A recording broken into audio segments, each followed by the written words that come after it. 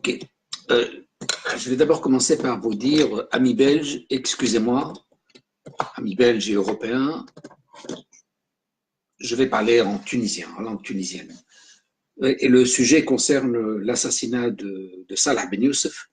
C'est une page historique qui remonte à 1961. C'est le principal opposant de Bourguiba qui a été assassiné. Donc, c'est une affaire tunisienne. Je sais que vous êtes sympa et que vous êtes ouvert sur le monde, que vous aimez la Tunisie, etc., etc., etc. Mais bon, là, je porte un questionnement par rapport aux Tunisiens et surtout pendant que les gens sont encore vivants, parce qu'ils peuvent encore apporter leur témoignage. Et donc, par rapport à Salah Ben Youssef, beaucoup de choses n'ont pas été dites. Donc, c'est une grande personnalité de Tunisie, de la grande bourgeoisie, qui a beaucoup contribué à l'indépendance de la Tunisie, qui a été condamné à mort et exécuté dans le cadre d'une mission des agents secrets tunisiens. Voilà, Hassilo. Donc excusez-moi, je vais parler en langue locale, en langue tunisienne.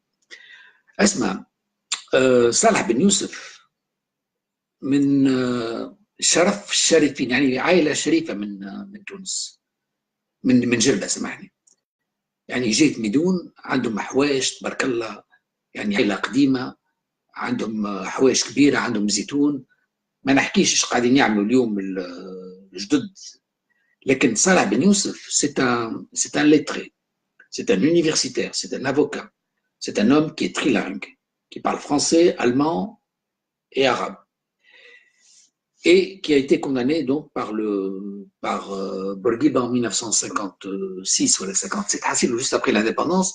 Il a été condamné à mort et il a été exécuté par la police tunisienne. Et donc on essaye de revenir à la mémoire de cet individu où برشا حاجة هكا يعني باش نقول لكم اولا صالح بن يوسف اولا غدار مش اول غدار لكن غدار للجاليه الجربيه حاجه وحاجه ثانيه قتلوه جرابه داكوردو دونك اللي قتلوه هم جماعه زرق عيون و دي سيرفيس سكري تونيزيان مربوطين بطيب شو اسمه الميري المينيستير دو لانتيريور دو ليبوك. Et c'est Bourguiba qui a donné son l'ordre d'exécuter Salah Ben Youssef. Donc c'est, Dieu merci, on n'a pas beaucoup de décisions dans ce sens-là, où il faut tuer les opposants. Bien qu'on a eu, Belrit récemment qui a été tué, mais ça n'appartient pas à notre tradition. Mais j'ai choisi de نقتلوه على خاطر مختلف الرأي. وهذاك اللي صار مع صالح بن يوسف. صالح بن يوسف هذا شخصية كبيرة دخل في الحزب dans les années 36-37 وقتها كانت صعيبة في تونس. C'est une période qui est un peu tue. انت كتشوفوا توا un peu les archives de la Tunisie ما تلقاوش برشا حاجات على les années 36, 37, 38. Pourtant à ce moment-là, le mouvement indépendantiste tunisien était très très actif et les gens ont été arrêtés et parmi eux Bourguiba qui était le grand activiste à l'époque وفي نفس الوقت دخل فيها سي صالح بن يوسف. صالح بن يوسف قلت لكم عائلة كبيرة من جربة وكي تدخل الحزب le néo-destour في en 1936 ولا 1937 صالح بن يوسف جاب معاه الجرابة. كي يقول لك الجرابة معناتها جاب معاه le capital. Il était le trésorier du parti, il a amené les grands capitalistes والجرابة في ذاك الوقت منهم طيب معمر dont le nom est référé nulle part. Pourtant c'est un individu qui a beaucoup contribué au mouvement indépendantiste nationaliste en tout cas tunisien et nord-africain. طيب معمر ما عنده حتى كلمه تلقى حتى كلمه عليه هو بورتون هو شارك ماديا ونظم الحزب وش عمل وكانت عنده نظريه الافريقيه كي يقول لك الافريقيه معناتها يبولي لو ناسيوناليزم افريقيان معناتها لانديبوندونس دو ماروك دو l'Algérie de la Tunisie.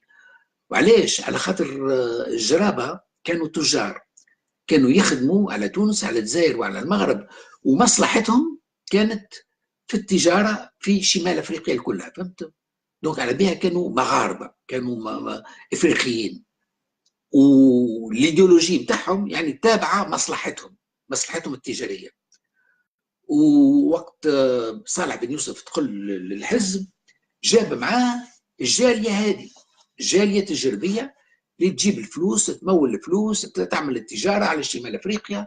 وبعد في الخمسينات بوكو بلي تار باش تميز السلاح دون لو موفمون. لكن لا كيستيون وهذه دونك حاجه جديده عند الجرابه. اذا تشوفوا التاريخ بتاعهم ديما كانوا انديبندانتيست اوتونوميست، لكن كي كانوا بورتون ما كانوش معكسين مع فرنسا، على خاطر فرنسا في جربه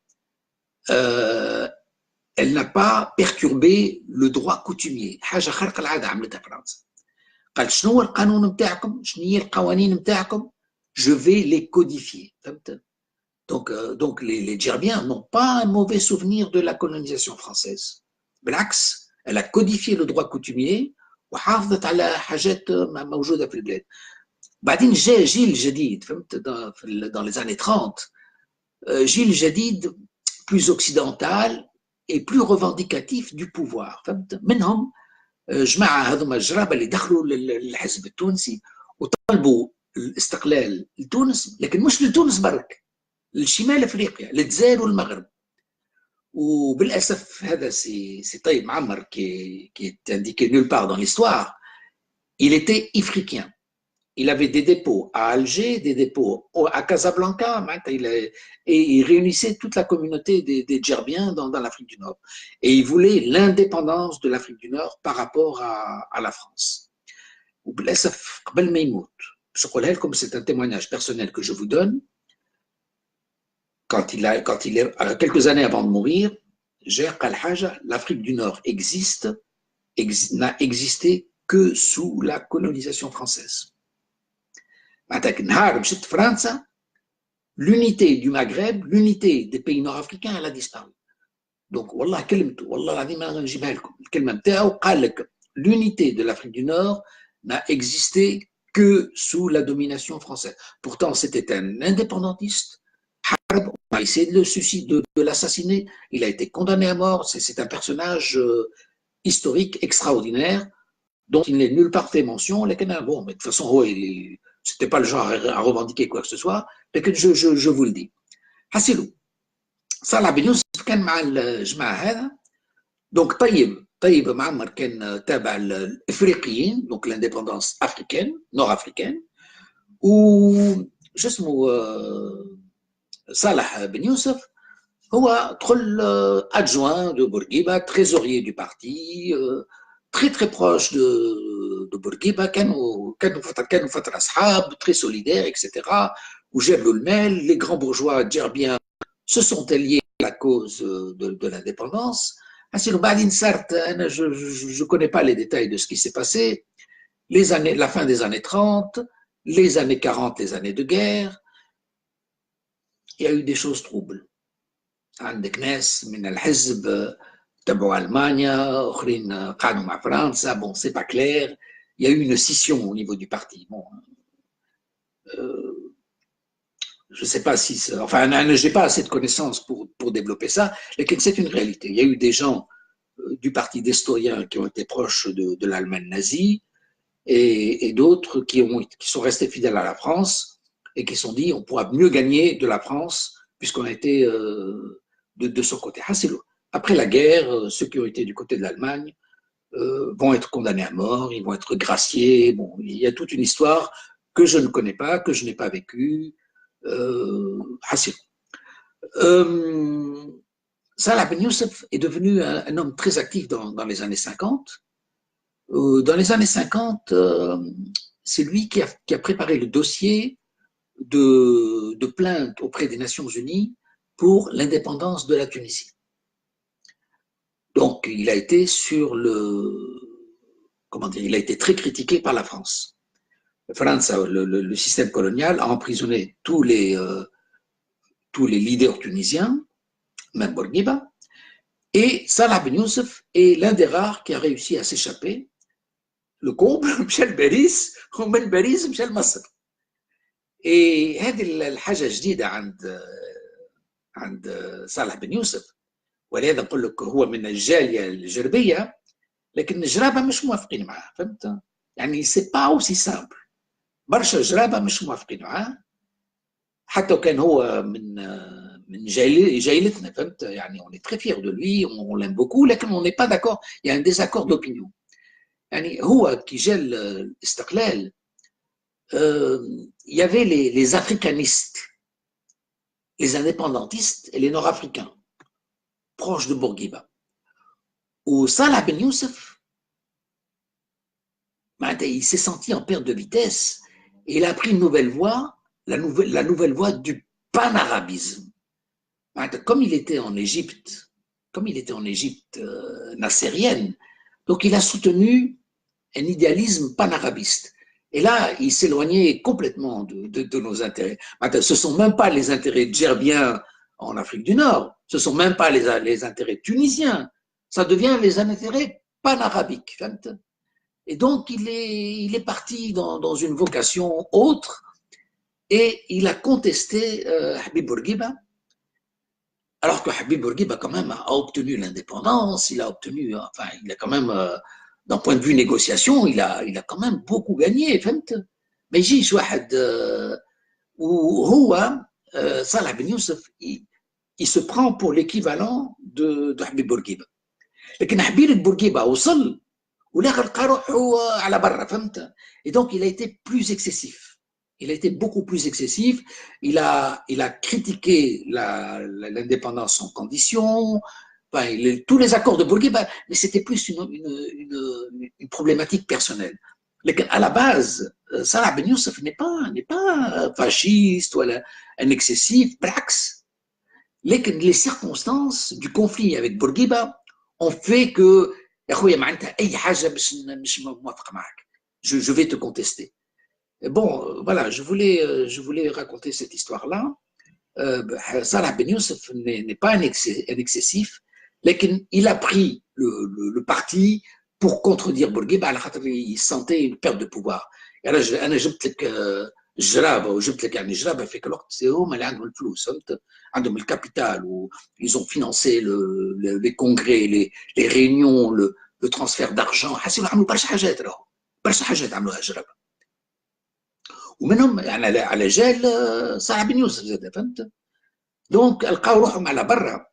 وكانت il y a eu l'indépendance, يعني l'indépendance a été accaparée par جماعة بورقيبة, les amis de Bourguiba. C'est carrément, ce sont ses camarades de lycée, les gigas, les gigas, حسيلو, bon, vous retrouvez leur nom, لكن كلهم كانوا اصحابه يعني في المدرسة، كلهم ولاو يشدوا الحكم في تونس، فهمت؟ وعلى برا الاخرين هك الجنوبيين منهم بن صالح. Voilà. Et donc, Ben Salah a été assassiné en 1961 à Francfort. Alors, c'est quoi cette histoire? Il a été tué par Béchir Zargayoun. Enfin, Béchir Zargayoun qui a organisé le Béou, Hassilou Béou. Il a organisé le commando avec Taïb Mahri. Ce sont des Djerbiens. Ce sont les quelques Djerbiens qui étaient proches de Bourguiba. Bourguiba n'aimait pas les Djerbiens. لكن هذوما كانوا معاه يعني قفافه حصلوا كان في فرانكفورت ولا كولون je sais plus où dans une ville allemande en 1961 خلى مرته في القهوه ترى قالوا ايه عندنا ما نحكيوا لك عندنا ما نوريوا لك ترى شنو اطلع معنا البيت طلعوا لي البيت ذبحوه ils l'ont tué. C'est يعني ce procédé est honteux. يعني on ne peut pas, pour un désaccord d'opinion, tuer quelqu'un. Et c'est ce qui s'est passé. Le désaccord d'opinion entre ce qui est devenu une haine personnelle entre Habib Bourguiba et Salah Ben Youssef a atteint un tel stade que vraiment c'est devenu une haine. Au seul Rajl هذا Habib Bourguiba, il a ordonné de le tuer. Alors, ordonner de le tuer, ce sont des méthodes qui remontent à la Deuxième Guerre mondiale. Maintenant, ce sont des méthodes de nazis. تعرفوا في الحرب العالمية الثانية les nazis essayaient de tuer les chefs militaires des alliés pour perturber le pouvoir militaire local. Donc, c'était des méthodes. Ils ont essayé de tuer Churchill, ils ont essayé de tuer de nombreuses personnes et des commandants. Cette méthode a été aussi appliquée par les Anglais. Les Anglais, ils ont essayé d'assassiner des responsables politiques nazis pour perturber, quand tu tues le commandement, tu perturbes l'organisation. Donc c'est une méthode de la guerre, cette Deuxième Guerre mondiale qui a été horrible, bon ça tout le monde le sait, et elle a entraîné des méthodes fascistes, des méthodes violentes. Quand on revendique quelque chose, on le revendique par la violence d'abord. On fait le chantage de la violence. Ça vaut aussi pour les indépendants, je m'excuse pour mes camarades. Donc on impose la violence et il n'y a plus de choix, il n'y a plus de discussion. Dans le cas de la Tunisie, Mendes France قال لهم تبرر خذوها تعبوا l'indépendance نتاعكم خذوها sans condition. ما تبوش على نفسنا on fait une étude تلقى روحه Mendes France à un certain stade ça n'allait plus ça y est الحال. Donc, mais je parlais des méthodes de violence, d'assassinat personnel individualisé, ont été pratiquées par, je ne vais pas dire Charles de Gaulle, puisque vous savez que moi je n'aime pas Charles de Gaulle, mais ça a été pratiqué par le système colonial français. Farhat Hached, c'est le plus connu. La main rouge, Farhat Hached, la main rouge, قتلت هادي شاكر وقتلت خذ شو اسمه حسيت j'ai oublié son nom لكن فرحات حشاد n'est pas le seul hein. La main rouge elle a assassiné tous les excités qui étaient favorables à l'indépendance. Elle croyait qu'en décapitant les leaders de l'indépendance elle allait rompre cette ambition, cette volonté indépendantiste. Et donc elle a assassiné de nombreux gens. Farhat Hached, Hedi Sheker, bon, qui sont les plus connus, ou je sais pas, Mami, Abdelrahman Mami. Ils ont aussi assassiné Abdelrahman Mami, qui est moins connu, mais qui est aussi un Djerbien, très engagé dans le processus d'indépendance, qui ont été assassinés. Et donc cette méthode a été appliquée aussi pour Salah Ben Youssef. Je m'excuse, il y a une sonnette qui sonne. Qu'est-ce que je fais? Je fais un stop, je vais ouvrir la porte. Bon, je reprends tout à l'heure.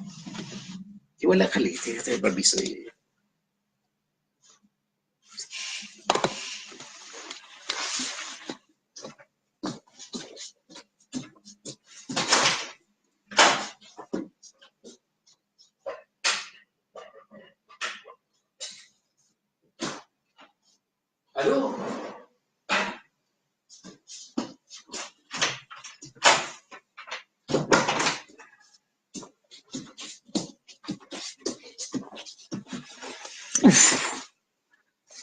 Donc, ces méthodes d'assassinat sont honteuses. Allez, on tue quelqu'un pour un délit d'opinion. Salut. Samy, ça va? Ça va, toi? Ok. T'es occupé? Ouais. Tu me laisses 10 minutes, c'est bon? Ouais, ça va. Écoute, je vais aller faire des courses, ça donne quelque chose. Tu reviens? Ouais, je reviens. Ok, ça va. Tout T'as besoin de quelque chose ou pas? Une bouteille de grenadine, c'est bon pour moi. Ça va, ouais. Allez. Wallah, c'est une belle surprise. C'est mon fils qui est là, wallah, je suis très étonné. Je me sens sigé. Bon, wallah, je voulais faire le lien entre ces méthodes d'assassinat ciblé. يعني قرروا إنسان مش موافقين معاه بوم قتلوه. Et عارفين ان l'actualité بتاعنا عندنا مسكين هذا الزواري هذا ولد صفاقس يعني c'est un passionné d'aéromodélisme qui a été tué par les services du Mossad. Le gars, il est marié avec une Syrienne, il a, le Jamaat Hamas, il a été en contact peut-être par email ou par Skype, on a ce qu'il fait.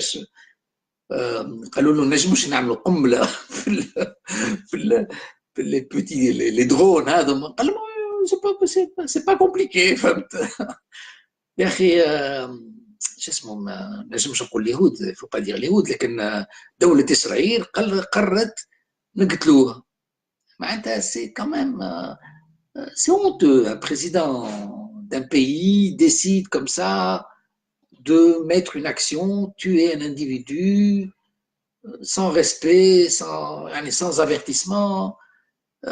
Ce sont des méthodes qui datent de la Deuxième Guerre mondiale qui ont été abandonnées. En France, à part la main rouge, on n'applique plus ces histoires d'assassinats ciblés. الحمد لله بورقيبة الخامج هذا عملها مع صالح بن يوسف. بون بعدين on a eu شبيك نحكي 40 سنه ولا 50 سنه بي سلام ما حتى شيء. توا رجعوا جماعه هذوما قتلوا شو اسمه بالعيد هذا شو اسمه je m'excuse, je perds la mémoire, ils ont tué deux personnalités, deux personnes ont été tuées et je ne devrais pas oublier leur nom, je m'excuse, mais je les oublie, c'est une faute. Et donc les Israéliens, ils ont assassiné un père de famille, un passionné d'aéromodélisme, uniquement parce qu'il a eu des contacts mail avec des Palestiniens, peut-être la cellule du Hamas, où il leur aurait donné des conseils, voilà, un avis. Et vous savez, un avertissement aurait suffi. Hein. Vous savez, quand vous pensez, quand il y a eu le programme Osirak, ou le programme nucléaire irakien, il y avait des ingénieurs français qui travaillaient sur la centrale nucléaire pour l'Irak. Et les services de renseignement israéliens ont fait des avertissements. Ils ont appelé les ingénieurs individuellement, mais là où ils ont commencé à déconner, ils prenaient un ton arabe en disant Zama Zama, je t'en retlouk. Si tu continues à travailler dans ce projet de centrale nucléaire ou d'armes nucléaires avec l'Irak, et on a eu de nombreux ingénieurs français qui ont renoncé. Je veux bien travailler en tant qu'ingénieur, mais quand ma vie est en danger, mes enfants sont en danger, et donc ces ingénieurs français se sont retirés du programme et n'ont pas voulu continuer.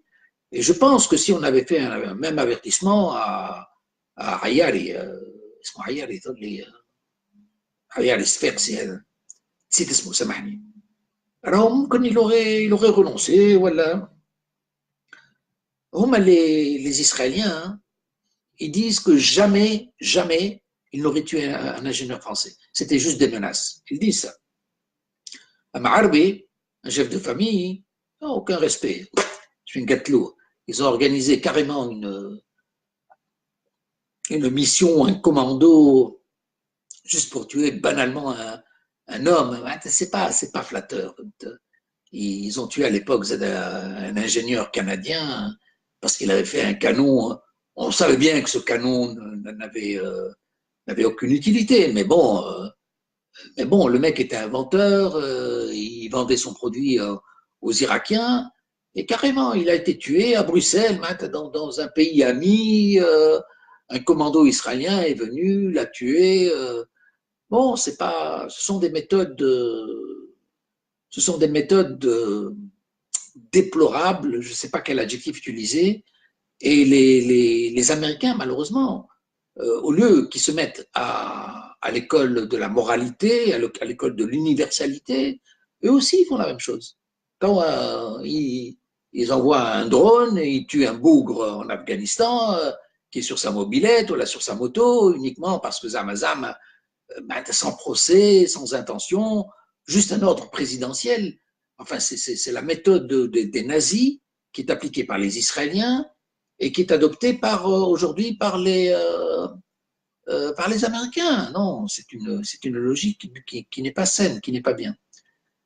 هسه لو حبيت نحكي لكم على صالح بن يوسف انا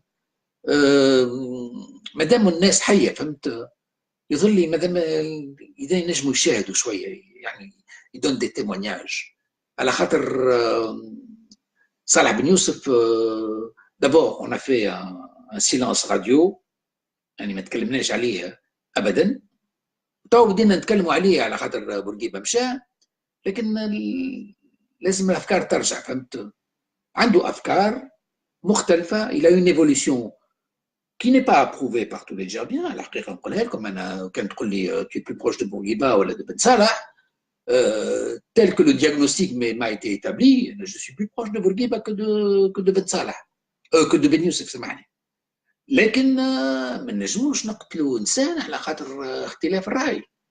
وهو صالح بن يوسف دابور جا ضد جايلته. احنا كنا نخدموا على الافريقيه فهمت على خاطر كنا عندنا حوانت في شمال افريقيا الكل كنا عندنا حتى اسكندريه والقاهره والقدس فهمت كنا عندنا حوانت يعني ماذا بينا نخدموا التجاره الحره فهمت دونك سي سو كوتي مارشي qui était intéressant pour la communauté djerbienne لكن بون هو بن صالح جاب لو بانارابيزم فهمت ما جابش حاجه اخرى وبون كي تجي تشاكل ولا يعني tu contredis كل حاجه ça n'a pas de sens non plus فهمت يعني زاد à un certain moment il faut ranger les il faut un peu mettre un peu d'organisation un peu d'ordre فهمت on peut pas aller dans tous les cas voilà حسيت bon allez باش نخليكم يا جماعه حبيت نتكلم على بن صالح ان شاء الله الناس تزيد شويه تعطينا شويه معلومات على خاطر خبر غالط خارج على بن يوسف ولا حسيلو. allez نقول لكم بسلامه. تشاو تشاو.